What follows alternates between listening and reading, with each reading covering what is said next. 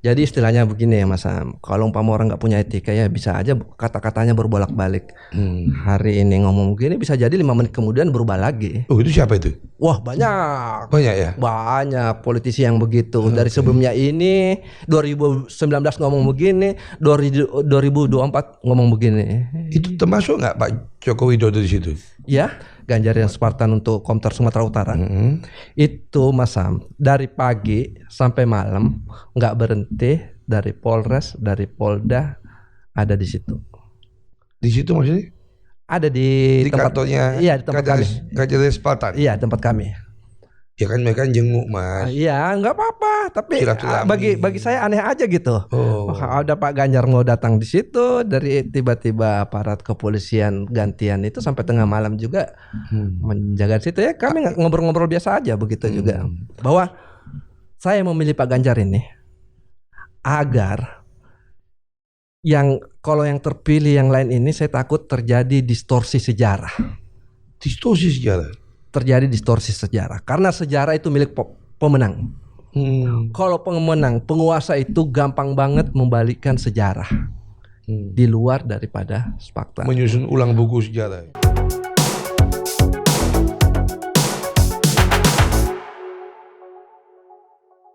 Sobat Forum, kembali lagi kita di acara Buka dan Gali, Bully di Forum Keadilan TV.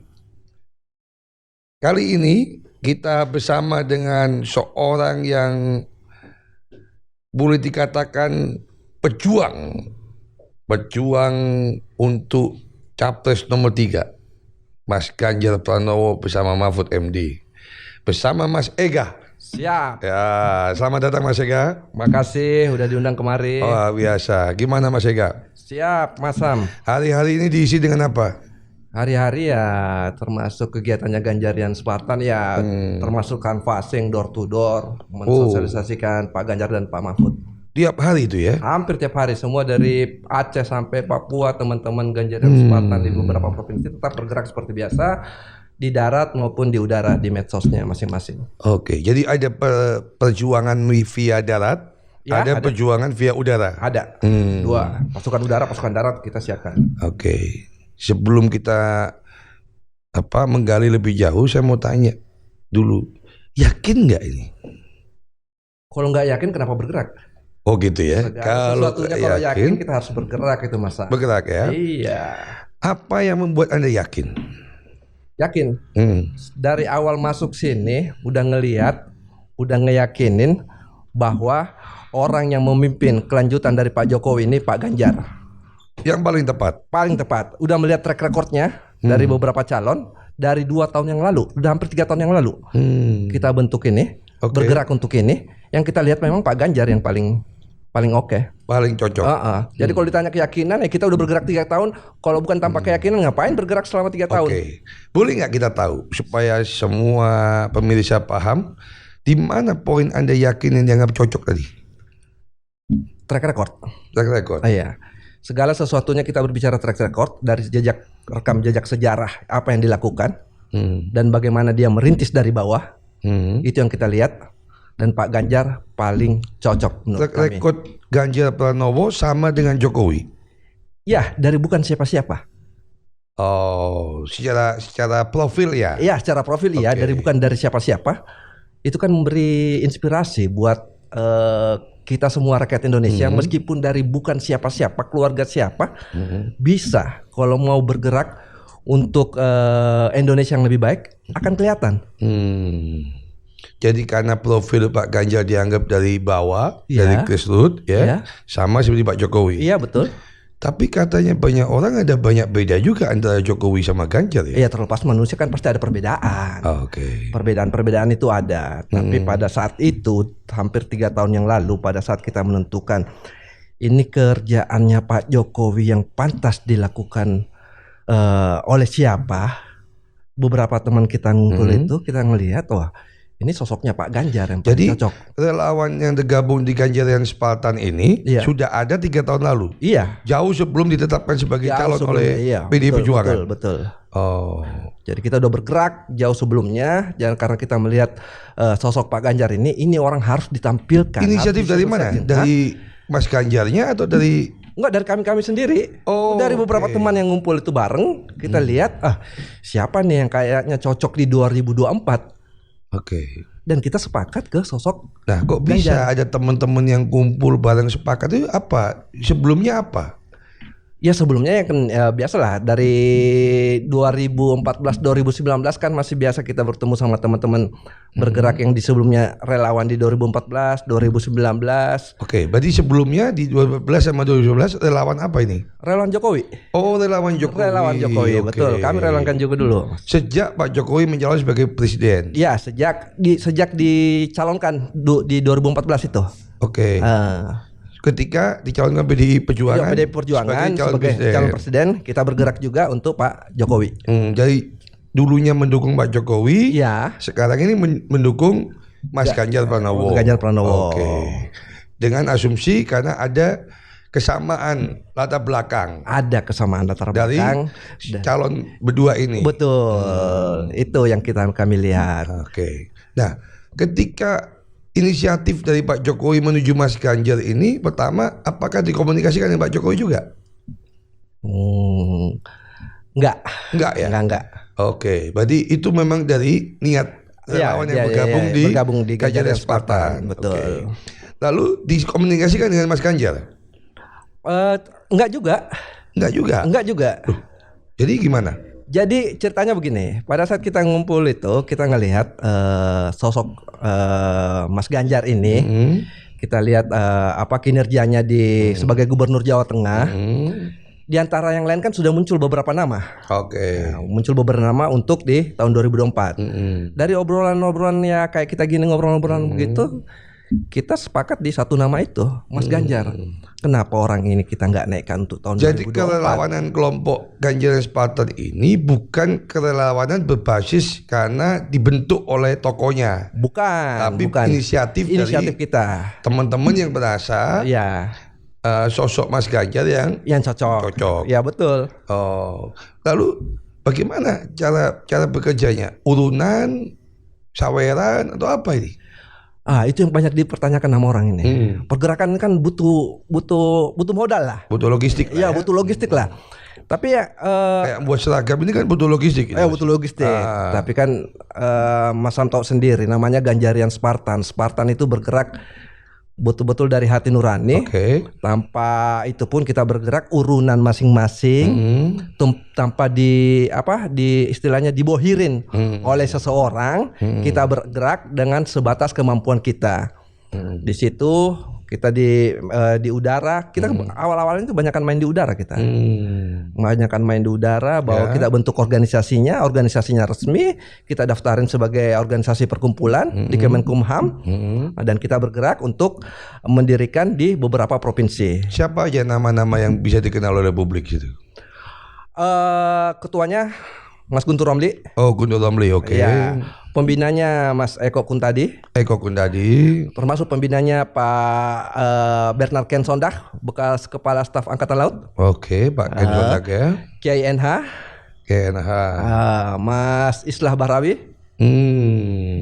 Yang ini tokoh kontroversial ya. Tenong Darol. Ada beberapa pembina dan pengurus kita juga di situ. Nah, saya coba tarik ke belakang, Mas. Karena sekarang ini satu pertanyaannya banyak pihak kok mau jadi relawan. Padahal Anda katakan tadi ini tidak dibentuk mulai sekarang, tapi dulu oleh Pak Jokowi.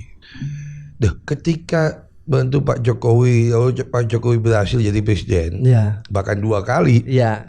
Dapat apa, Mas? Dapat apa? Begitu banyak orang yang nanyain ini. Dapat apa? Dari periode pertama sampai periode kedua, saya tetap gini-gini aja.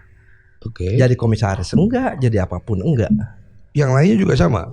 Iya. Tapi ada beberapa sesuai dengan kapasitasnya mereka, kompetensi mereka diajak bergabung di pemerintahan ya. Itu buat mereka ya. Jadi kalau saya pribadi bergerak bukan karena dulu itu. Namanya apa ketika masih Pak Jokowi? Macam-macam. Kami berbeda-beda berbeda organ. Bukan dengan organ yang sama. Berbeda-beda organ, terus dipertemukan itu menjelang tahun pertengahan 2021. Untuk ketika mencari pengganti Pak Jokowi. Iya, pengganti Jokowi gitu. Oh, dari dulunya pun tidak pernah maksa ya? Enggak pernah. Misalnya nagih Pak Jokowi kan dulu saya dukung, masa saya nggak dapat apa-apa? Enggak ya? Enggak pernah. Enggak pernah. Oke. Di orang-orang kami yang bergabung di Ganjaran Spartan bukan orang-orang tipe yang begitu. Oke. Jadi punya idealisme yang punya, sendiri betul. ya. Jangan enak Pak Jokowi juga ya. Nggak perlu menservis ya. Dan kita nggak mencesarkan Pak Jokowi juga kan. Oke. Jadi akhirnya ketika mendukung Mas Ganjar pun merasa nggak perlu komunikasi juga. Nggak ada utang apa-apa ya. Iya betul. Waktu awal itu kita nggak ketemu juga dengan Mas Ganjar bahwa kita dirikan ini, bahwa ini nggak ada. Dan sampai sekarang pun nanti kedepannya juga sama. Kami udah pernah berkomitmen di depan Mas Ganjar. Oke. Bahwa organ relawan Ganjarian Spartan ini tidak akan meminta jabatan apabila Mas Ganjar terpilih. Iya. Kami ngomongkan di depan Mas Ganjar. Kami tidak akan meminta posisi atau jabatan ketika kalau Pak Mas Ganjar terpilih jadi presiden. Tapi kalau dikasih, ya kita nggak tahu. Kalau dikasih ya sesuai dengan kompetensi teman-teman atau dibutuhkan ya silahkan aja. Sesuai kompetensi. Tapi kalau meminta mendesak ya nggak bakalan dah. Lalu apa yang dikejar oleh teman-teman yang bergabung di Ganjaran Spartan? Untuk Indonesia yang lebih baik. Cita-cita itu. Keikhlasan untuk itu. Iya. Kenapa? Karena kita perlawanan ini terhadap ini kan kita harus melihat Indonesia untuk kedepannya itu. Yang pertama kita harus jaga itu toleransinya, yang berbasis Pancasila itu. Kita harus melawan pergerakan yang radikalisme ini. Itu kesatuan visi kita itu di situ tuh. Supaya Indonesia tetap satu. Iya, Indonesia satu. Karena mau tidak mau beberapa pengalaman ke belakang kita lihat dari beberapa pilkada juga kan ada perpecahan antara itu. Itu membawa kepada sektarian gitu. Oke, menurut Mas Ega, isu masalah yang bersifat bisa memecah belah persatuan ini emang ada di capres-capres yang ada itu? Ada dong. Ada ya? Ada dong. Ada capres yang punya potensi untuk itu? Punya potensi. Nggak perlu kita pungkiri. 2019 kita tahu di posisi di mana yang yang mohon maaf yang agak garis keras itu di pihak siapa kita tahu itu ya kan? Iya kan? Bisa di 02 atau 01? Iya. Oke. Nah ini yang harus dieliminir supaya nggak kepilih gitu. Iya. Menurut Anda? Menurut kami begitu. Bersama teman-teman itu. Bersama teman-teman begitu. Oke. Bahwa kita berbicara dari track record. Poin 2 apa? Poin 2 dari? Tadi yang pertama kan soal toleransi, kesetaraan. Ya itu. Dan kita harus memilih pemimpin betul-betul yang punya kompetensi. Kompetensi itu artinya dari bawah, yang tahu permasalahan, bukan dikarbit naik ke atas, tiba-tiba ujuk-ujuk naik ke atas, ya kan? Dari bawah, yang udah tahu permasalahan dari bawah. Pernah dari legislatif pernah, terus jadi gubernur pernah. Kita harus pilih pemimpin kayak begitu, yang memahami hal-hal begitu. Saya kulik ya satu-satu. Iya. Emang yang di Capres 01 nggak punya perjalanan panjang? 01 yang sekarang ini. Iya. Mas Anies Baswedan dengan Muhaimin kan juga jalan panjang. Jalan panjang. Ya, Mas Anies pernah rektor, pernah gubernur. Iya, pernah gubernur. Pernah peneliti. Iya, pernah peneliti. Kita tahu. Muhaimin juga pernah. Betul. Gus Imin pernah di legislatif. Iya, betul. Tapi kalau kita lihat dari nomor 1 ini kan terpilihnya sebagai gubernur, tahu sendiri sejarahnya gimana. Apa itu? Ya pemecahan di antara kita tuh. Bawa-bawa. Tadi isu yang pertama ya. Isu sektarian begitu. Ya kan harus dibaca itu bahwa itu memang pada saat pilkada saat itu sudah ada. Lah 02 kan jalannya juga panjang. Jadi militer. Lebih parah lagi tuh. Kenapa? Lebih parah lagi tahun 98 kan kita udah tahu. Iya kan? Waktu masa mau ada pendistorsian sejarah? Nggak bisa, kita harus tetap bahwa melihat dari belakangnya itu, track recordnya mereka itu, sejarah ke belakang itu, siapa dia, apa yang telah dilakukannya, ya kan kita harus tahu. Tapi wakilnya kan bersih. Apa? yang masih muda ini. Iya, masih kertas kosong misalnya. Masih bersih nih. Iya. Enggak. Masih bersih. Iya, masih bersih ya. Iya, saking bersihnya nggak ada isinya apa-apa kan. Tiba-tiba dinaikin. Waduh, Mas Ega ini agak sulit ya. Kan bersih. Nggak ada isinya apa-apa ya udah, tapi dinaikin. Oke. Ya berkah lah ya kan. Berkah. Jadi, punya keluarga. Poin kedua itu menekankan bahwa tidak hanya sekedar dia punya track record, tapi kalau bisa ya track record yang baik. Itu yang record yang bersih. Ada pengalaman. Punya pengalaman yang jelas. Integritas teruji. Integritas itu kan butuh waktu. Iya kan? Bukan 2 tahun begitu kita sebut integritas, bukan. Integritas itu sudah mengalami perjalanan waktu itu dengan berbagai permasalahan dan dia bisa melewatinya dengan konsisten, dengan komitmennya. Itu integritas. Oke. Kita harus memilih itu yang sudah teruji.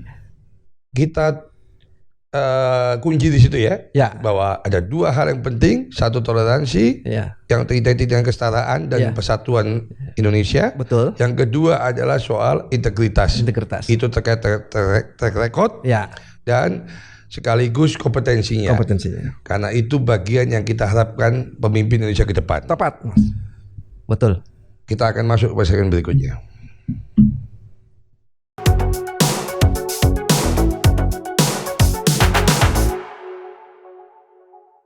Mas Ega, kita kembali lagi di Bully, Buka dan Gali. Sekarang saya mau coba gali. Kenapa seorang sosok Mas Ega ini mau terlibat dalam kerelawanan ini? Apa karena cinta mati dengan figurnya, atau karena ada yang suruh, atau ada yang dorong-dorong, atau apa? Banyak orang bilang ini apa geng-gengan dengan Mas Ganjar misalnya? Apa karena ini banyak orang bilang ini perkataan terlalu muluk-muluk ya? Tapi enggak juga. Ini keterpanggilan. Keterpanggilan kita untuk melihat Indonesia yang lebih baik. Itu aja. Terserah orang mau bilang itu terlalu bermuluk-muluk, enggak bagi saya. Segala sesuatu untuk melihat tatanan bernegara ini lebih baik, kenapa kita enggak melibatkan diri di dalamnya? Itu yang keterpanggilan yang harus kita melibatkan diri di dalamnya. Gitu Mas Sam. Jadi kita nggak cukup dengan mengamati. Wah, harus aktif dong. Harus aktif. Meskipun nggak di partai harus aktif. Harus aktif. Lalu apa yang jadi poin orang mau aktif itu apa coba dalam kerelawanan itu? Seperti pengalaman Anda sendiri. Apa? Misalnya ada pengalaman apa atau apalah yang kita harus jadi pendorong lah. Keprihatinan kita melihat bahwa begitu banyak adalah beberapa isme-isme yang masuk ke Indonesia dengan mengatasnamakan, mohon maaf, agama. Dengan kita lihat nggak bisa dipungkiri beberapa Densus 88 juga menangkap pergerakan itu, pergerakan radikalisme dengan mengatasnamakan agama, yang kita harus bergerak juga untuk itu. Apakah Anda punya pengalaman traumatis di situ, di isu ini? Soal traumatis enggak. Cuman saya mempunyai pengalaman waktu masa remaja. Saya di Makassar. Saya di SMA itu. Anda orang Makassar? Iya, saya orang Makassar. Saya di Makassar itu. Kok nggak ikut JK? Ikut apanya? Ya sama-sama orang Makassar. Katanya orang Pak JK itu tokoh Makassar. Iya. Jadi setiap orang Makassar dianggap ikut Pak JK gitu. Enggak ya? Enggak. Jangan sampai diarahkan juga setiap orang Makassar ikut ke Harmusakar. Wah, itu beda lagi. Itu beda lagi ya. Beda lagi. Jadi enggak boleh. Pengalaman di Makassar itu bagaimana? Bagaimana? Waktu kecil itu, saya ngalamin waktu kecil itu. Toleransi antar sesama umat beragama itu kami mengalami. Apa yang Anda alami? Itu waktu saya kecil itu rumah saya cuman beda couple ya. Dengan teman tetangga yang non muslim Manado. Bisa akur, bisa saling menyayangi, diatur di situ. Terus pada saat SMA saya pun juga begitu. Di SMA itu mayoritas istilahnya juga bisa main bareng, bisa nakal bareng. Kompak begitu. Tapi arah-arah ke sini pada saat era setelah reformasi ini, ini reformasi juga memang efeknya gitulah. Ada beberapa efek negatif. Iya, ada negatifnya. Paham-paham begitu muncul karena bebas. Bebas begitu, paham-paham begitu yang kalau kita bilang ekstrem kanan atau yang mengarah ke radikal itu bermunculan. Gitu. Ya sedikit-sedikit ya, jangankan yang beda agama, yang seagama aja beda bisa disesatin sama kita. Oke, sekarang di Makassar agak tegang gitu atau gimana? Saya cuma melihat di sisi ini di Makassar itu nggak seperti waktu dulu. Jadi itu yang harus dipertahankan kembali kepada dulu itu, bagaimana kita berhidup bertetangga ini, bersosialisasi sama yang lain itu ya.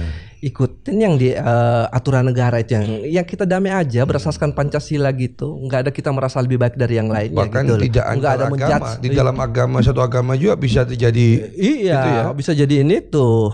Dianggap yang satu ya salah. Salah sampai saya yang benar gitu ya. Kan kalau ada aksi pasti ada reaksi. Kalau ada aksi reaksi itu kan sudah agak berguncang itu. Ini kan Anda punyain sejak Anda terlibat di kerelawanan. Berarti sejak Pak Jokowi dong. Iya betul. Nah, berarti 10 tahun ini Pak Jokowi berhasil nggak membuat ini jadi lebih toleran, lebih setara?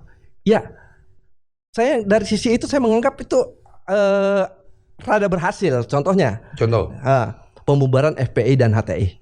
Oke. Kalau teman-teman apa yang lu dapat gak dari Jokowi? Lu nggak jadi komisaris, lu berbuat jadi relawan. Gue bilang gue ada hadiahnya dapat dari Jokowi. Hadiahnya Jokowi dari lu buat lu apa? Pembubaran HTI dan FPI. Nggak sia-sia gue milih Jokowi. Itu yang nggak kejadian di era sebelumnya. Era sebelumnya kita tahu masih ini kan. Pada saat Pak Jokowi, FPI dan HTI dibubarkan. Selain itu ada nggak lagi? Saya konsennya di situ sih. Di situ ya. Saya konsennya di situ. Jadi menurut Mas Ega ini ternyata nggak sia-sia. Nggak sia-sia. Ketika sebagai relawan mendukung Pak Jokowi bahkan 2 periode. Iya, bahkan 2 periode. Karena mendapatkan berkahnya dengan pembubaran HTI dan FPI. Nah, kalau 3 periode gimana? Berarti kan lebih hebat lagi nanti. Oh ya, kalau 3 periode kan konstitusi membatasi cuma 2 periode. Ngapain 3 periode? Anda termasuk pendukung Pak Jokowi yang menolak 3 periode atau bagaimana? Saya termasuk yang menolak 3 periode. Karena apa? Karena masing-masing pemimpin itu manusia. Manusia bisa berubah. Jadi harus dibatasin. Dan konstitusi udah benar, dibatasin cuma 2 periode. Jadi Anda ingin jangan dirubah lagi konstitusi, cukup 2 periode. Jadi Anda ingin demokrasi konstitusional ya, sesuai konstitusi. Konstitusional, berjalan aja seperti biasa. Berarti ketika beliau memakai Mahkamah Konstitusi untuk mendukung anaknya, katanya ini. Ya, katanya. Ini berarti menurut Anda bagaimana? Salah, melanggar, atau ya nggak apa-apa lah, biasa itu. Ya kalau kita menafsirkan ya, masing-masing orang tafsirannya berbeda-beda. Tapi kita ambil tafsirannya dari MK aja. Tafsirannya MK udah jelas dan itu keputusan final bahwa ada pelanggaran etik berat di situ. Ya kita lihat itu aja.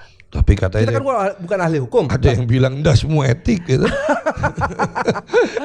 etik gitu ya. Udah semua etik. Itu pada ini ya debat pertama kan Anies mempertanyakan ke 02 bagaimana perasaan Bapak gitu tentang MK ini itu. yang Prabowo ini ya pasti kesel lah. Anda berbicara etik padahal saya sendiri tahu rekor Anda jadi gubernur itu siapa. Emang Mas Ega perlu nggak seorang pemimpin di Republik ini, apalagi presiden wapres, punya etika? Harus kita kan berbicara tentang integritas. Integritas kan membuat etika di situ. Karena nilai-nilai moral, nilai-nilai akhlak. Iya kan? Itu harus. Jadi orang kalau nggak punya etika, nggak punya akhlak. Ya. Nggak boleh. Kalau nggak semua etik berarti nggak punya kepala dia, nggak punya akhlak dia. Kepalanya isinya apa itu? Memahami sih kenapa Prabowo mengatakan etik endasmu. Anda berbicara etika ente juga sebelumnya gimana? Ya kan pasti begitu. Karena memang disitulah kita bisa menilai. Betul. Sosok itu seperti apa. Nah, ketika kita ajak dia bicara soal berangkat dari nurani. Iya. Ya, etika kan berangkat dari nurani. Betul, dan nurani. Tidak lagi berkelit di soal hukum formal. Enggak. Jadi harus dari nurani kan. Kalau kita berbicara itu apa? Nurani itu berlaku secara universal loh. Secara universal. Di mana-mana di pelosok dunia ini, curang itu buruk, membunuh itu buruk. Nggak perlu dipelajarin bukunya, itu sudah lahir dari nurani sendiri semua masing-masing orang. Pasti ada itu. Itu yang perlu dijaga. Harus diikutin itu etika-etika itu. Ketika kita bicara etika, itu kan tidak hanya etika politik, ya toh? Etika hukum, tapi etika lingkungan, bisnis, ya. Bayangin kalau semua itu nggak punya etika, kalau hanya bersandar pada hukum formal, nggak bisa. Berarti terjadi banyak persiasat. Jadi istilahnya begini ya Mas Sam, kalau umpama orang nggak punya etika ya bisa aja kata-katanya berbolak-balik. Hari ini ngomong begini bisa jadi 5 menit kemudian berubah lagi. Oh, itu siapa itu? Wah, banyak ya. Banyak politisi yang begitu. Dari sebelumnya ini 2019 ngomong begini, 2024 ngomong begini. Itu termasuk nggak Pak Joko Widodo di situ? Ya. Termasuk nggak kategori itu Pak Jokowi? Pak Jokowi manusia nggak? Oke. Pak Jokowi manusia. Bisa berubah? Bisa. Karena dia manusia. Anda sebagai pendukung dia, apa yang buat dia berubah itu? Saya nggak tahu. Mungkin karena apa ya? Begitu nikmatnya kekuasaan. Atau karena banyak pendukung yang merubah dia karena banyak tuntutan misalnya? Oh enggak ya? Enggak lah. Enggak lah. Enggak ya? Itu kan dari diri sendiri semuanya itu. Dari diri sendiri. Terus kenapa berubah? Banyak teman-teman dari Ganjarian Spartan, dari emak-emak terutama nih Mas. Saya punya pengalaman, bahkan dari Swiss juga, Ganjarian Spartan dari Swiss, beberapa pengurusnya dari daerah, dari Sulsel, dari Sumatera Barat, Medan. Saya pernah ke Medan ketemu langsung sama emak-emak pendukung Jokowi, nangis Mas. Nangis. Kenapa nangis? Nangis kecewa terhadap Jokowi. Menangisi seorang Jokowi? Iya. Kok bisa begitu Pak Jokowi? Menangis, keluar air matanya, menangis. Itu dari telepon dari beberapa daerah mama, terutama banyak mama yang menangis. Ya kenapa dia sampai menangisi Pak Jokowi? Lihat dengan mata telanjang dengan kasus MK itu. Ada pergolakan di batinnya. Iya, ada pergolakan di batinnya. Kok Pak Jokowi bisa begitu? Bang Ega, kok bisa begitu? Memaksakan istilahnya. Iya kan? Padahal kita tahu omongannya sebelumnya sudah ada. Anakku ini baru 2 tahun. Kalau kita merujuk ke belakang, ada omongannya bahwa anak saya tidak tertarik ke politik. Dianggap kontradiktif ya. Sikap Pak Jokowi yang sebelumnya dengan yang sekarang. Terbukti semua orang kan bisa melihat dengan mata telanjang gitu loh. Kalau bukan karena itu banyak tuntutan dari pendukung, apa karena godaan lawan politik yang sekarang bergabung di kabinet? Sehingga tergoda gitu. Iya, kalau saya nggak tahu alasan sebenarnya itu apa. Kita harus buat podcast bersama Pak Jokowi ya, tanya langsung ya. Harus kita bertiga nih. Tapi katanya yang podcast sama kita dulu dibully episode pertama, Pak Eri Riana, dia juga ketua Pak Jokowi juga ternyata jawabannya beda-beda juga, nggak bisa clear juga. Bisa. Iya, enggak, soalnya agak ke belakang ini Pak Jokowi juga memang agak apa itu karakter ya? Apa sudah karakter? Masing-masing kan orang bisa berubah dengan faktor eksternal, internal. Ada keegoan. Saya menganggap begitu mungkin karena keegoan itu begitu. Apa karena ingin 3 periode Anda nggak dukung? Mbak Mega menolak? Apa kalau soal 3 periode termasuk saya yang paling keras menentang itu. Pada saat musrah itu. Diadakan musrah kan, itu juga musrah itu saya tentang juga. Anda terlibat di musrah itu? Iya, tentang musrah itu. Semua elemen relawan. Dan beberapa musrah itu terpasang baliho 3 periode.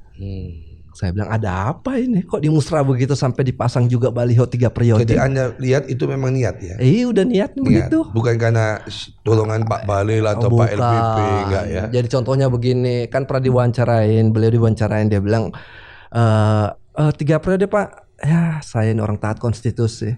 Sekarang masalahnya kalau konstitusi di 3 periode, iya gitu kali ya. Iya kan? Jawabannya begitu, konstitusi nggak menghendaki 3 periode. Kalau konstitusi dirubah, apa jawabannya kira-kira?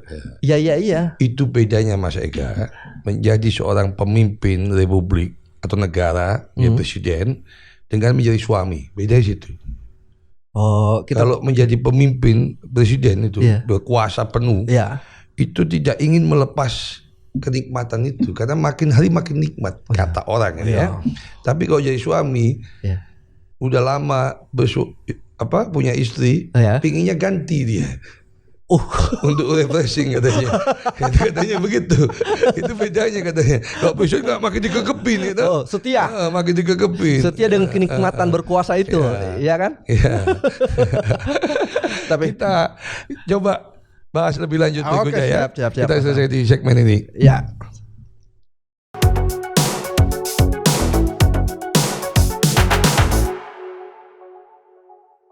Sobat Forum, kita masih bersama dengan Mas Ega membahas tuntas, membuka dan menggali apa yang sebenarnya dilakukan Mas Ega dengan kerelawanannya sebagai Ganjar dan Spartan. Mas Ega, tadi kita sudah bicara soal motif Anda, bicara soal kenapa Ganjar Pranowo yang Anda usung melalui Ganjar dan Spartan. Sekarang kita coba di dalam pendukung-pendukung Mas Ganjar ini apa cuma Ganjar Spartan atau ada yang lain? Ada yang lain dong, banyak. Ada yang lain. Yang terdaftar di TPN TKRPP itu ya udah ribuan itu. Ribuan kelompok mengatasnamakan organ relawan begitu. Yang udah terdata. Lalu mereka ngapain aja semua ini? Sama juga apa yang dilakukan sama Ganjar Spartan? Sama.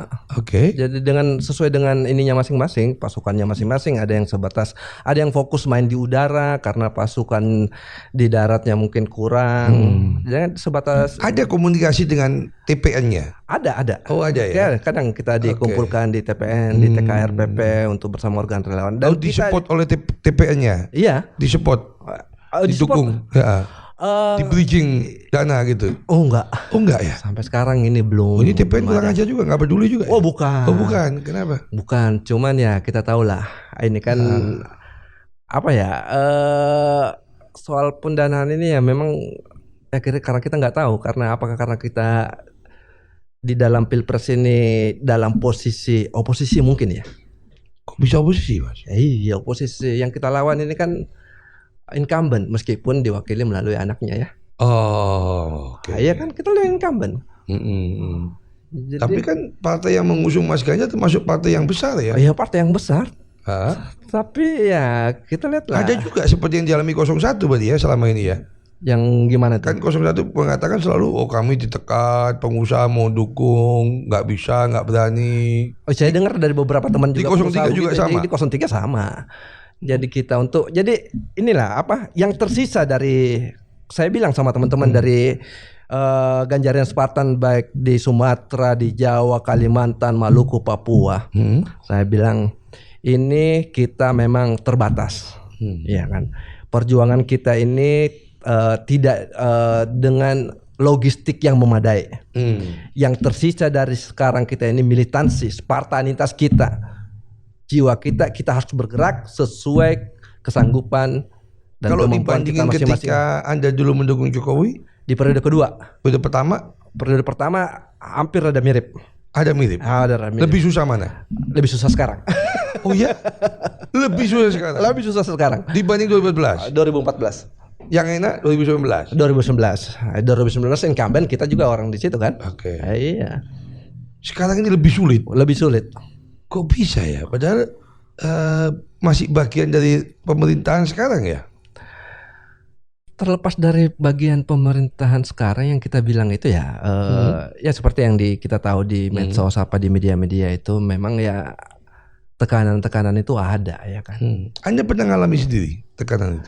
Soal mengalami, saya pernah waktu Pak Ganjar mau hadir di Deli Serdang. Oke. Di Deli Serdang, di Serdang acara itu, memang sempat tertunda acaranya, karena info dari teman-teman di situ kurang kondusif, jadi besoknya datang. Tapi pada saat itu saya mulai tiba dari Jakarta ke Deli Serdang itu, kan Kuala Namu itu termasuk Deli Serdang kan, dekat, kebetulan dekat dari sekretariat Ganjar dan Spartan untuk Komter Sumatera Utara. Itu Mas Sam, dari pagi sampai malam nggak berhenti. Dari Polres, dari Polda ada di situ. Di situ maksudnya? Ada di tempat kantornya. Iya, di tempat kami. Ganjar Spartan. Iya, tempat kami. Ya kan mereka jenguk, Mas. Iya, nggak apa-apa. Tapi bagi saya aneh aja gitu. Ada Pak Ganjar mau datang di situ, dari tiba-tiba aparat kepolisian gantian itu sampai tengah malam juga menjaga situ ya. Kami ngobrol-ngobrol biasa aja begitu juga. Saya nggak tahu ini apakah Dia bagian dari nama-nama apa? Oh, nama saya diminta. Oh, diminta. Nama saya diminta, nomor telepon saya kan oleh aparat kepolisian. Iya, saya nggak ada masalah. Mau diminta silahkan aja. Waduh, kalau saya nggak trauma itu Mas. Kayak zaman dulu. Zaman dulu. Iya, masih zaman Pak Harto. Oh iya. Iya toh? Kita sama-sama. Iya. Produk Pak Harto. Iya, ditanya kan. Ditanya. Ini siapa pengurusnya, namanya siapa. Kalau udah ditanya-tanya begitu kan. Iya. Tapi sekarang kan era keterbukaan. Kalau ada yang begitu-begitu kan paling ketahuan. Gitu ya. Ternyata iya kan. era sekarang ada seperti itu lagi ya? Ada. Lalu mereka selain itu apa? Ingin menggagalkan, membubarkan atau apa? Enggak secara eksplisit mengatakan atau apa, cuma datang di situ ngobrol-ngobrol. Okay. Iya, sebagai tamu ya kita terima, ajak ngopi bareng apa. Itu seharian dari pagi gantian timnya, biasanya dari Polda lagi, dari ini lagi. Berarti maksudnya mungkin jagain juga ya. Supaya aman. Ya. Kalau jagainnya kan sebelum-sebelumnya enggak gitu. Gitu ya. Nah, itu berapa kali kan sebelum penetapan itu kan sudah berapa kali ada kegiatan kita itu enggak di Sumatera Utara, di Medan dan di Sumatera Utara itu kita buat acara begitu, enggak ada kayak begitu. Kok setelah penetapan ini kok ada yang begitu-begitu? Setelah di situ di mana lagi? Saya belum pernah ini yang saya alami sendiri. Ya. Tapi kalau laporan dari beberapa daerah ada juga sih. Ditanya-tanyain. Apa aja variannya Mas? Laporan dari daerah itu? Ada yang minta data. Data relawan, orangnya siapa-siapa aja. Ada di pihak keamanan nih. Iya, ada juga kayak begitu. Untuk apa mereka minta nama? Enggak tahu. Saya tanya bilang juga jangan dikasih kalau nggak ada anunya. Surat tugasnya atau apa, nggak ada masalahnya, jangan dikasih. Jangan-jangan mereka ingin bantu amplopan mungkin Mas. Kalau tahu 500 ya disiapin amplop 500 itu enggak ya? Untuk ditarik ya. Bisa jadi begitu. Bisa jadi ya. Aduh, kalau itu baik sih ya. Nah, sampai sekarang ini misalnya di kantornya Jakarta ada nggak tindakan-tindakan intimidasi lagi? Kalau di sekretariat pernah datang, tapi saya agak ragu. Dia nggak menunjukkan kartu anggotanya. Tapi tanpa seragam. Tanpa seragam, mengaku-ngaku aja ya kita ladenin. Tapi enggak, selama dia bertamu aja begitu seperti biasa, nggak ada masalah sih. Nah, menurut Anda nanti sampai menjelang Februari 14 ini intensitas tekanan makin meningkat atau bisa kita eliminir? Kalau beberapa temannya dari organ lain berbicara bahwa itu tekanan, kalau saya bilang begini, kita sebagai organ relawan, apalagi kita sudah mengaku Spartan, jangan anggap itu tekanan. Maju aja terus. Kita selama kita diperjuangkan merasa kita di pihak benar, nggak usah dikecilin sampai merasa ditekan atau mental kita drop untuk begitu. Enggak, itu hal-hal itu kita anggap lombok lah ya. Iya, jalan aja terus. Jangan kapok-kapok. Jangan kapok begitu. Jangan kapok lombok aja, makan lagi. Malah tambahin lagi bila perlu ya. Tambahin lagi. Gitu. Nah, itu fair nggak dalam konteks pemilu itu, tindakan semacam itu? Nggak fair. Berarti pemilu nanti kemungkinan curang dong. Iya, iyalah. Oh ya? Iya. Anda yakin pemilu bisa curang? Saya apa ya? Kalau mau dibilang firasat atau apa, tapi saya mengalami gitu loh. Ya. Mengalami begitu bisa jadi itu kejadian bahwa itu nggak apa pemilu ini nggak berjalan nggak fair. Oke, itu kejadian nggak ketika Pak Jokowi pertama kali naik? Pertama kali saya nggak ngalamin. Nggak ngalamin. Intimidasi pada waktu itu. Enggak. Padahal Pak Hatta juga Pak SBY. Iya, besannya kan. Ya, ada besannya yang ada besannya, juga. Iya. Dengan Pak Prabowo juga waktu itu. Iya. Tapi nggak ada. Nggak ngalamin. Oh. Berarti saya juga kadang bertanya-tanya gini, zamannya Pak SBY lebih fair, memposisikan bahwa dirinya lebih netral, itu Pak SBY lebih oke loh. Yang Pak SBY ini sopan ya. Iya. Sopannya karena ragu-ragu apa nggak tahu. Atau karena bimbangnya itu. Kalau Pak Jokowi memang orangnya kan berani menerobos ya. Berani menerobos. Membangun infrastruktur. Iya, nah, sekali menerobos aturan main. Nah, gawat ini kalau ini. Ini gawat ini kalau ini. Ya? Ini gawat. Kalau menerobos pembangunan nggak apa-apa. Gitu. Menerobos anggaran nggak apa-apa. Menerobos aturan main pemilu jul-jilid yang bahaya. Ya. Tapi yang boleh saya tambahkan. Apa langkahnya Anda mengingatkan aparat ini? Ya. Apa ada langkah dari Ganjaran Spartan untuk mengingatkan aparat, mengingatkan apa ini? Ya, bukan hanya Ganjaran Spartan, dari teman-teman aktivis civil society kan juga mengingatkan semua, baik lawyer, baik akademisi, apa semua kan udah ngomong, bahkan budayawan juga ngomong agar aparat itu tetap bersikap netral dalam hal ini, ya kan? Jangan di bawah tekanan penguasa untuk memihak gitu loh. Dan harus dibuktikan, karena di daerah juga kita bilang sama teman-teman, kalau ada begini tolong sampaikan ke kami bahwa nanti kita bisa laporkan gitu kalau ada bentuk kecurangan atau tekanan itu. Itu yang bisa kita lakukan saat ini. Itu bisa kita lakukan saat ini. Nah, fungsi Ganjar Spartan ini hari ini kan mengkampanyekan. Iya. Sosok yang didukung. Iya, betul. Ketika pemilu nanti ngapain? Kan pemilu kan nyoblos. Iya. sampai kampanye ini tetap mengawal juga. Iya, mengawal juga. Supaya orang nyoblos. Iya, sampai yang kita pilih juga ini segmentasi orang yang belum menentukan pilihannya. Apa kan? Ketika hari apa? Anda angkut, Anda bisa gonceng naik motor supaya masuk ke TPS. Enggak. Kita membuka kesadaran berpolitik aja bahwa semua masyarakat Indonesia ini punya hak dan kewajiban yang sama, punya hak menentukan siapa pemimpinnya. Itu yang kita. Tapi sekaligus terlibat menjaga pemilu? Ya harus. Oke. Harus. Dengan apa? Menjadi apa? Dengan menjadi saksi. Saksi. Oke. Dilibatkan. Harus dilibatkan menjadi saksi. Harus mengawal semuanya itu sampai selesai. Sampai perhitungan suara pun kita harus libatkan semuanya. Ya, pengalaman 5 tahun lalu kan agak serem Mas ya. Oh ya, betul. Karena pileknya juga bersamaan dengan pilpres. Oh iya, betul. Sampai menghitungnya sampai tengah malam. Subuh ya. Itu, dan banyak juga yang meninggal karena itu ya. Nah, ini gimana antisipasinya? Ya, saya rasa itu kan KPU sudah ada antisipasinya untuk hal itu ya. Tapi kalau seumpama dari sisi Anda, ketika Anda jadi saksi, jangan sampai saksinya Anda meninggal misalnya, jangan sampai saksi Anda kelaparan. Oh, enggak. Jadi ini Spartan bukan menunggu logistik lagi untuk jadi saksi begitu, bukan. Ini kesadaran sendiri untuk melihat, menyaksikan, mengawal proses pemilihan itu. Anda apa instruksinya ketua umumnya Spartan nih? Misalnya bawa vitamin C di kantong Anda. Enggak ada gitu. Minum telur setengah matang. Setengah matang. Itu kita bilang jaga kesehatan aja, tolong ngawasin semua proses pemilihan umum ini. Jadilah masyarakat yang aktif dalam melihat proses pemilihan ini. Oh gitu ya. Iya. Nggak ada pindah khusus. Nggak tadi. Ada. Makan putih atau telur 10. Nggak ada ya. Itu terserah. Makanannya masing-masing dari daerah kan beda. Obat kuatnya masing-masing daerah itu beda. Beda ya. Iya. Apalagi masing-masing orang yang beda lagi. Ya. Jadi di dalam konteks itu Anda tetap giat mengkampanyekan tapi sekaligus waspada. Iya. Dengan praktek-praktek kecurangan tadi. Iya, betul. Lalu Anda juga tetap untuk ingin agar menjaga pemilu supaya pemilunya tetap berjalan dengan baik. Berjalan dengan baik dan adil.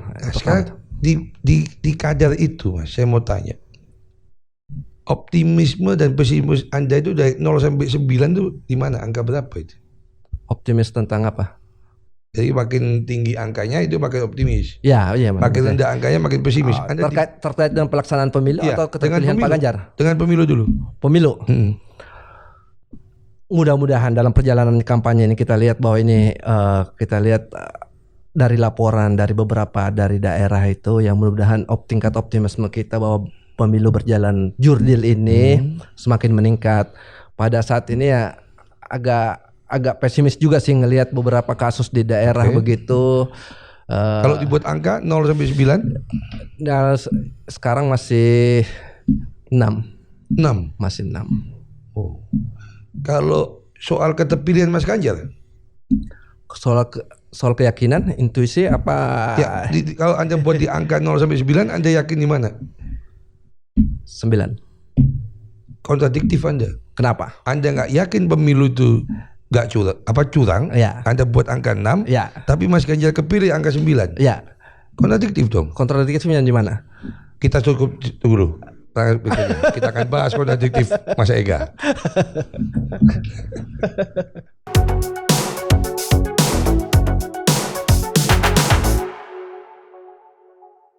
Mas Ega, kembali lagi kita. Terakhir kita Anda ngomong kontradiktif. Ya. Anda mengatakan pemilu punya potensi curang di angka 6. Ya. Anda mengatakan Ganjar Pranowo terpilih di angka 9. Ya. Berarti kan berlawanan. Berlawanan. Ya. Tapi kan saya bilang tadi bahwa posisi saat ini, ya, bahwa pemilu berjalan jurdil itu di posisi angka 6. Ya.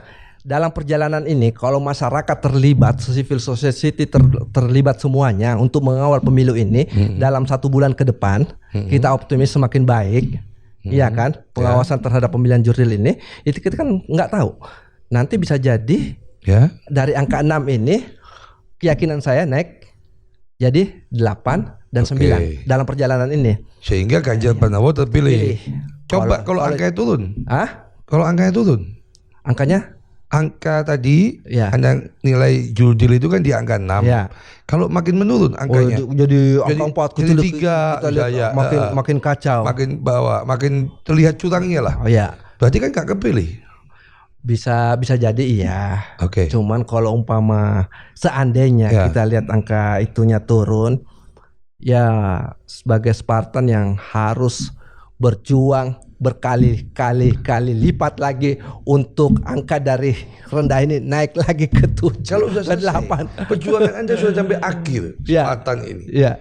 Lalu pemilu curang dan Ganjar gak kepilih. Apa yang dilakukan oleh Ganjar Spartan? Demonstrasi, nangis bareng, pesta pora, atau apa? Kita harus menerima proses demokrasi itu apapun hasilnya, ya kan? Menerima. Tapi kalau di situ ada kecurangan atau ada apapun itu juga bagian dari proses demokrasi untuk kita mencoba memperbaiki itu. Dengan cara apa? Ya nanti kita lihat. Ini jawaban seorang Spartan apa jawaban seorang karya kekaryaan kayak Golkar aja namanya. Spartan harus berkarya juga, Mas. Oh gitu ya. Kok agak lunak gitu jawabannya. Harus ini juga. Gak kelihatan Spartannya gitu. Iya, tapi harus kita juga lihat itu bahwa bukan dengan gak mengamuk Anda. Oh jangan, kita harus mengikuti. Meskipun dicurangi. Kalau ada bukti bahwa itu dicurangi, kenapa enggak? Kita harus bergerak. Bergerak itu gimana? Harus bergerak. Anda bakar ban atau bakar gedung? Jangan yang anarkis. Kita penentang anarkis begitu. Masa kita mau terlibat dalam hal itu? Jadi kita sesuai dengan aturan. Kita harus bergerak dengan sesuai aturan semua itu. Iya. Aturannya menghambat Anda. Karena dicurangi tadi. Bagaimana solusinya? Ya nanti kita lihat. Whatever will be lah nanti gitu. Ya kan. Kurang Spartan lagi? Kurang. Nanti Anda jawab lagi berdoa. Gawat saya. Ini bukan Spartan, kiai Anda sudah. Haruslah kita lihat itu bergerak terus lah. Ini kita kurangi seremnya. Ya. Anda yakin 1 putaran apa 2 putaran? Melihat realitas saat ini, ya 2 putaran lah. 2 putaran. Berarti Anda gak sih yakin di 02 ya, yang yakin 1 putaran? Apa? Itu omongannya dia aja. Oh gitu ya. Tapi kalau kita lihat ini, Anda gak yakin 1 putaran? Nggak yakin 1 putaran. Ya terlepas dari survei itu, pesanan atau apapun namanya itu.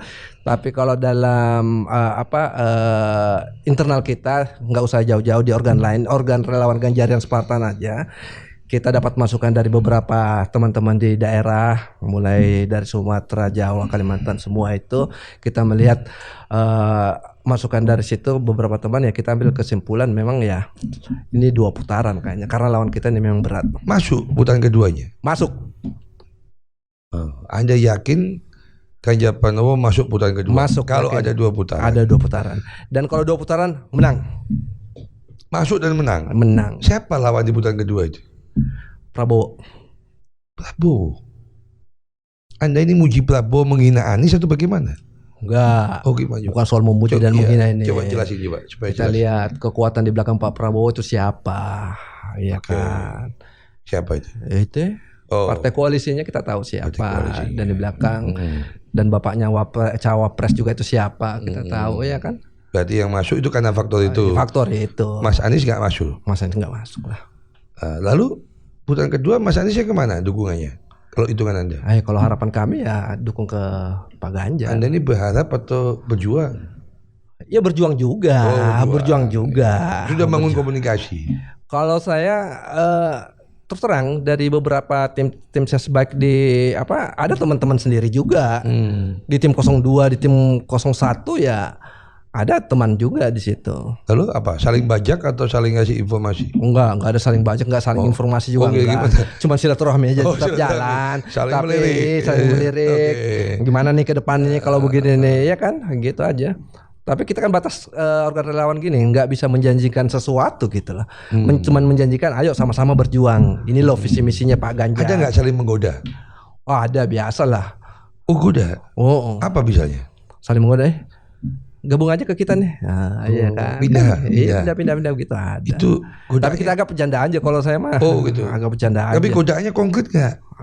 Konkret nggak godaannya itu? Ya, ada yang teman mengalami begitu konkret, ada juga yang enggak. Kalau bagi saya itu bercandaan aja. Oh, ada yang teman mengalami konkret? Oh iya. Apa konkretnya itu? Ya kita nggak tahu. Ada beberapa saya nggak usah sebutin nama organnya. Ketuanya itu udah pindah ke situ. Oh ya? Iya. Dapat sama-sama berjuang begitu. Dapat apa? Kita nggak tahu dia dapat apa. Saya nggak tahu. Kan kalau filosofi Jawa itu ada namanya kuasa, tata, wanita. Nah, dapatnya apa dia? Iya, nggak tahu. Tiga-tiganya. Iya, yang penting jelas dia. Yang jelas udah pindah. Iya. Okay. Dia dapat apa, dijanjiin apa, kita nggak tahu. Ya Noel juga kan dari GP Mania langsung berubah lagi. Immanuel. Noel kan begitu. Noel dapat? Nggak tahu. Oh nggak tahu. Oke. Kalau ditanyakan pasti nggak ngejawab, nggak ada apa-apa ya kan? Iya.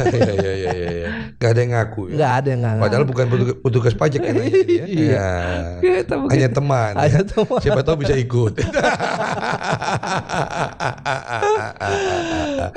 Nah, sekarang kita kembali lagi pada poin tadi. Ketika Anda yakin, nah kalau keyakinan Anda nggak kejadian, tapi terbalik dari keyakinan Anda. Ada putaran kedua, tapi Mas Ganjar nggak masuk. Yang masuk Mas Anies bersama Prabowo. Anda dukung kemana?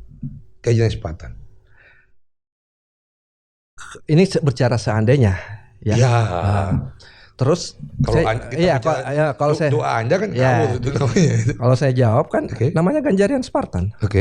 Ganjarian Spartan. Ganjar Rian Spartan. Ya Ganjar ya Ganjar.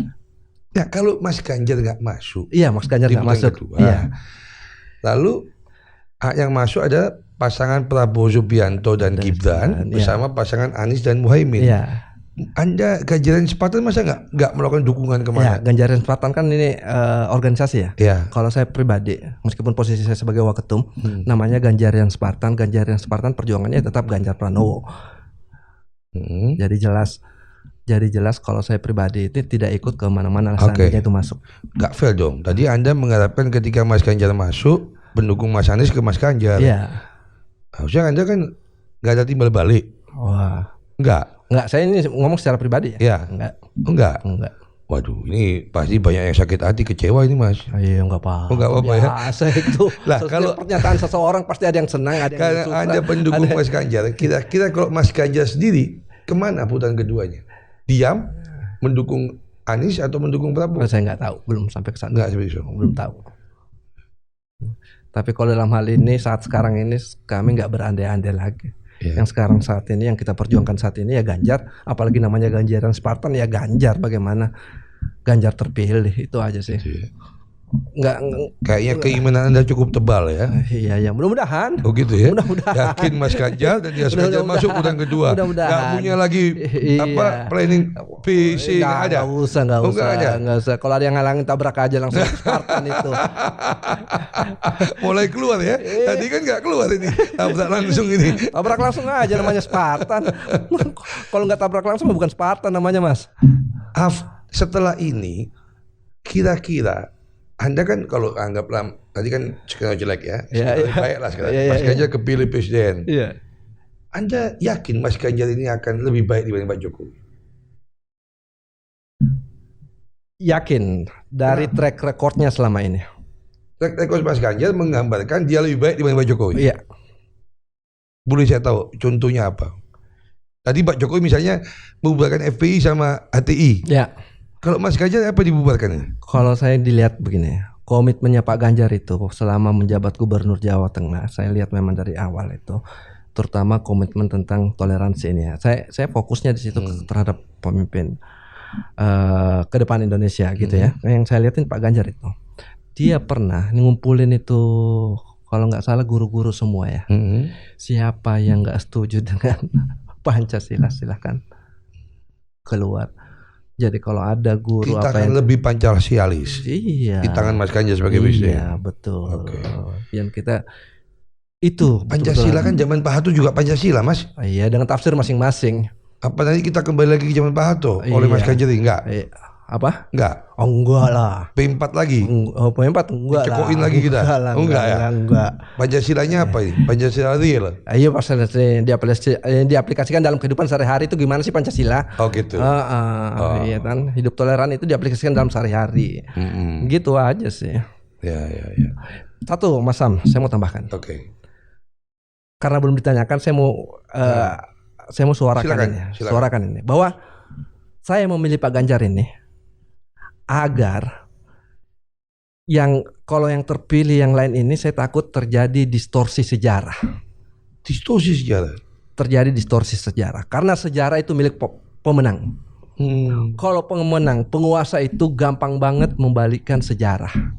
Di luar daripada fakta. Menyusun ulang buku sejarah ya. Mengulang buku sejarah, tinggal menyuarakan opini terseru yang di luar langsung fakta. Fokus. Kalau Mas Anies apa yang diubah? Yang saya khawatirkan perubahan itu tentang terpilihnya dia jadi gubernur. Itu dikembangin bahwa tidak ada unsur-unsur itu. Unsur-unsur isu-isu sektarian. Padahal kita tahu betul ada di pilkada itu DKI. Anda takutkan dihilangkan. Itu dihilangkan. Karena orang kalau berkuasa itu bisa merubah itu. Itu contohnya. Salah satu contoh. Kalau Mas Prabowo, wah itu lebih parah lagi. Apa itu? Kalau 98 bahwa tindakannya, contohnya di sini siapa? Budiman Sujatmiko. Sejak bergabung ke Prabowo udah berubah. Padahal 2019 dia sebagai jubir itu kan nyerang Prabowo tentang kasusnya Pak Prabowo itu dengan tim mawarnya, ya kan? Di sekarang ini ada satu kata-kata yang saya tangkap dari dia. Dia bilang itu bagian dari tugas negara. Dasmu tugas negara, kan gitu jawabannya ya. Dasmu tugas negara. Itu Budiman belum berkuasa aja udah mulai berubah ininya. Nggak tahu posisi apa yang dia inginkan itu. Apakah nanti kalau terpilih Prabowo dia bakal merubah bahwa ini tindakan Prabowo tindakan yang heroik demi negara, demi ini. Jangan sampai bahwa Wiji Tukul dan teman-temannya itu dianggap sebagai orang yang mau merubah asas negara. Bisa jadi dirubah begitu kan? Betul. Itu saya nggak mau terjadi distorsi sejarah peristiwa 98 Pilkada DKI. Itu bisa jadi. Ya, kita sama-sama ngalamin lah Pilkada DKI 98 begitu. Kita udah dewasa di tahun 98. Kalau kita sudah merubah momen reformasi 98 menjadi momen, saya nggak tahu nulisnya gimana lagi ya itu ya. Saya yakin tuh butuh S3 pun nggak cukup kalau mau merubah itu ya. Iya. Apa kata reformasi 98 mau diubah? Betul, itu ya. Tapi ada keuntungannya saat ini kita sekarang ini. Ini kan jejak digital ada. Ya. Wiranto mengumumkan pemecatan Prabowo itu masih ada. Ya. 2019 pada saat Pilpres itu omongan Wiranto ada. Ya. Pada saat menjelang 2019 Agung Gemelar omongkan tentang Prabowo itu ada sampai sekarang. Yang sekarang semua mereka dukung Prabowo. Iya, mereka dukung 2024. Iya kan? Kenapa itu ya? Kepentingan. Semua berbalik kepentingan. Memang lidah tak bertulang. Iya. Tanyakan pada rumput yang bergoyang. Betul, politisi itu ya berubah. Kok bisa 5 menit kemudian berubah lagi omongannya, ya udah. Sobat Forum, kita punya program untuk menangkal ketakutan kita yang dikatakan oleh Mas Ega malam ini. Bahwa kita harus menolak lupa supaya sejarah tidak diputar balikkan. Terima kasih Pak Sega. Sama-sama Mas Sam. Sungguh luar biasa Anda kasih sesuatu yang penutupan yang membuat kita harus waspadai. Tidak sekedar pemilunya. Betul. Tapi substansi demokrasi kita yang kita harus perhatikan. Buat anak cucu kita. Anak cucu kita. ya memang sudah tua kita ini ya. Kita harus ingat anak cucu kita ya. Karena itu 25 tahun lalu ya. Sedang menuju setengah abad. Jangan sampai 25 tahun lagi ketika katanya Indonesia emas itu, Indonesia emas itu, kita masih perlu turun ke jalanan demonstrasi. Betul. Itu usia kita sudah 70 lebih itu. Betul. Wah gawat itu. Tapi kalau udah 70 tahun ya, osteoporosis sampai 70 tahun. Osteoporosis kita ya. Kali ini kita banyak hal, renyah, pahit, getir, mungkin agak tertusuk kita dibuka dan gali bersama Mas Ega, tapi kita coba menyajikan sebuah fakta bahwa ada potensi kecurangan dalam pemilu. Ada juga potensi kembalinya kita kepada sejarah yang kelam. Dan kita harus punya panggilan untuk menjaga itu agar pemilu tetap berjalan sesuai prinsip-prinsip demokrasi dan pemimpin kita ke depan yaitu Presiden Republik Indonesia yang terpilih di 2024 adalah hasil demokrasi dan menghasilkan pemimpin yang demokratis mengelola negara ini agar kita menuju 2045 dengan cara-cara yang demokratis mencapai cita-cita proklamasi Indonesia yang adil dan makmur. Gaspol. Spartan.